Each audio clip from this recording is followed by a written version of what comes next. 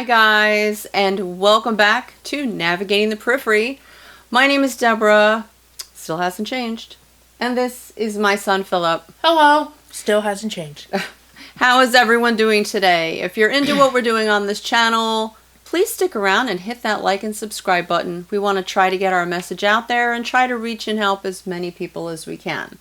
Navigating the Periphery, we're trying to stop the stigma of a mental health diagnosis one show at a time. So if you know anyone who could benefit from watching our channel, please help. Spread the word. Remember, it's okay not to feel or be okay all the time. You are not alone. We are here. We're here. So, Mom, how are you doing today? I am doing good, Philip. How are you doing? I'm good and ready to discuss today's topic. Which is kind of serious. But first, a brief disclaimer here. We are not medical professionals. No, we are not. So please refer to our full disclaimer at the end of this video and every episode that we put out. So Philip, you're up.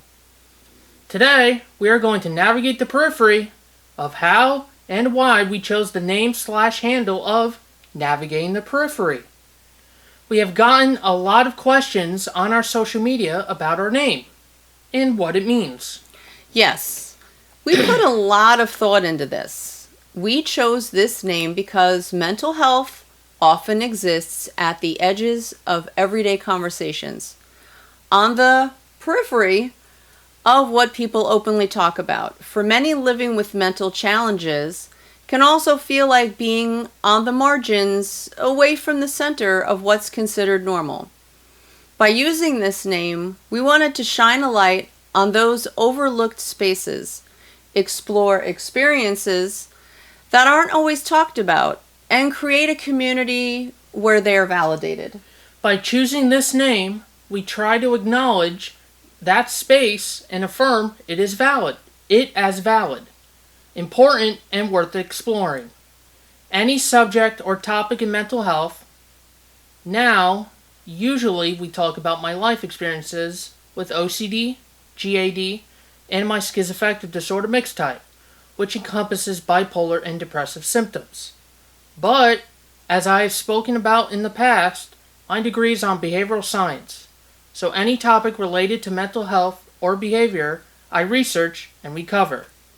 Yes, and I give the parent's perspective of having a child with those disorders, as I have to navigate a lot myself, whether it was accommodations in school, doctor's visits, medication changes, and all that encompasses that.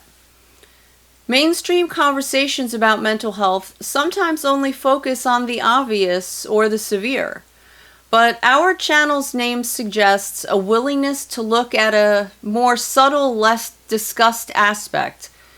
The gray areas, the overlooked stories and in-between experiences, to try to give you guys a bird's eye view of what it's really like. Navigating also emphasizes the process and progress through it all. Mental health isn't a straight line or a quick fix. It's an ongoing journey through complicated terrain. We wanted a name that captures both the struggle and the resilience of finding your way. Because, I can tell you, it certainly is not easy. No. Being on the periphery doesn't mean being powerless. We wanted to create a space that offered unique perspectives and wisdom that the center misses. Exactly. Truly, a space where those perspectives can be shared and valued, and where anyone and everyone can be heard.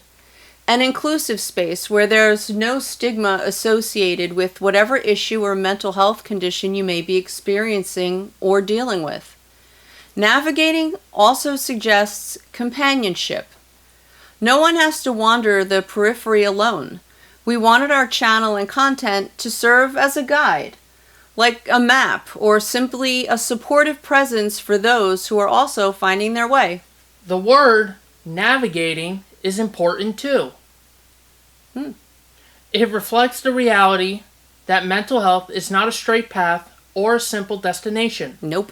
But an ongoing journey. We're all learning, adapting, and finding our way. And our channel is here to walk that path alongside others.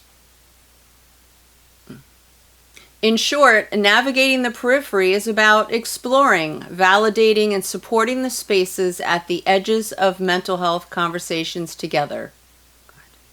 The word navigating is inclusive. We wanted it to feel like we are on this mental health journey together. We are. That we are not just presenting ideas or information, but exploring alongside you guys out there. Navigating the periphery implies an active journey.